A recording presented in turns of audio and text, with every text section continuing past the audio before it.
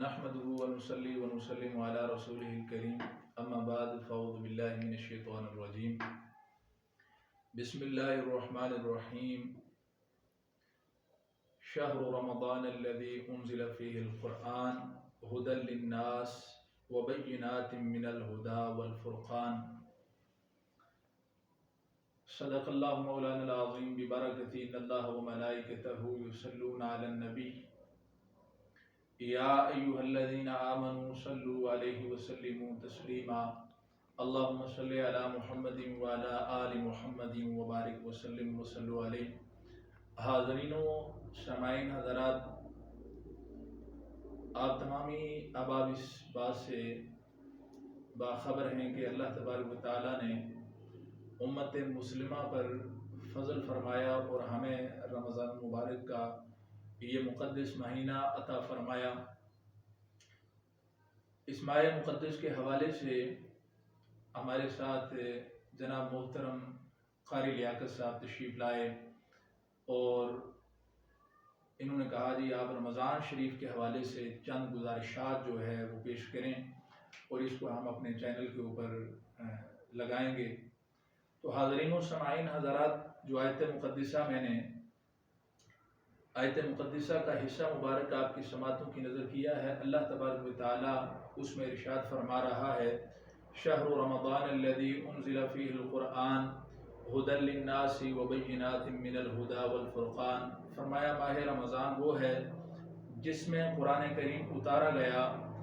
اس حال میں کہ وہ لوگوں کو راہ ہدایت دکھاتا ہے اور اس میں ہدایت حق اور باطل میں امتیاز کرنے والی آیات ہیں۔ حاضرین، اس سے پچھلی آیت مقدسہ کے اندر اللہ تبارک و تعالی ارشاد فرما رہا ہے یا ایھا الذین آمنوا کتب علیکم الصیام کما کتب علی الذین من قبلکم لعلکم تتقون۔ فرمایا اے ایمان والو،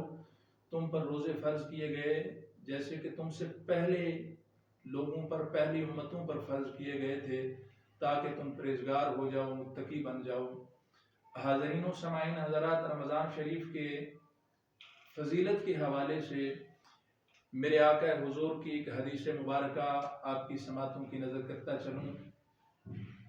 میرے آقا حضور اپنے غلاموں کے جرمٹ میں موجود ہیں، سید الانبیاء صحابہ کے جرمٹ میں موجود ہیں، اور اس روایت کو جرنیل صحابہ عشرہ مبشرہ میں سے صحابہ سیدنا فاروق اعظم رضی اللہ تعالیٰ عنہ آپ اس کے راوی ہیں۔ آپ فرماتے ہیں کہ حضور اپنے غلاموں کو بتا رہے ہیں، حضور فرماتے ہیں کہ رمضان شریف کی راتوں کو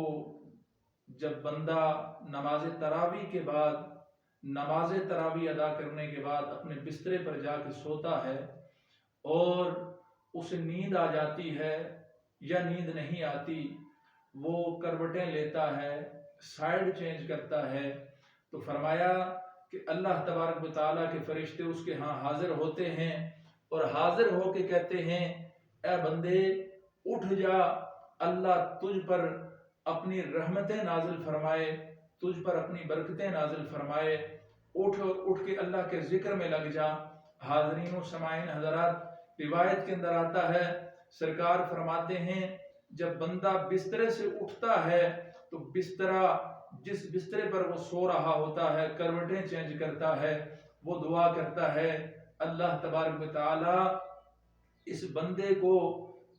جنت الفردوس میں بھی ایسا اعلیٰ سے عرفہ بسترا عطا فرما۔ اور روایت کے اندر آتا ہے جب وہ اٹھ جاتا ہے، اٹھ کے بیٹھتا ہے،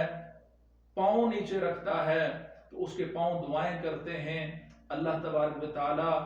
اس کو استقامت عطا فرما۔ اور فرمایا جب وہ انسان وہاں سے نکل کر وضو خانے پہنچتا ہے، وضو کرتا ہے، اللہ تبارک و تعالیٰ کے ہاں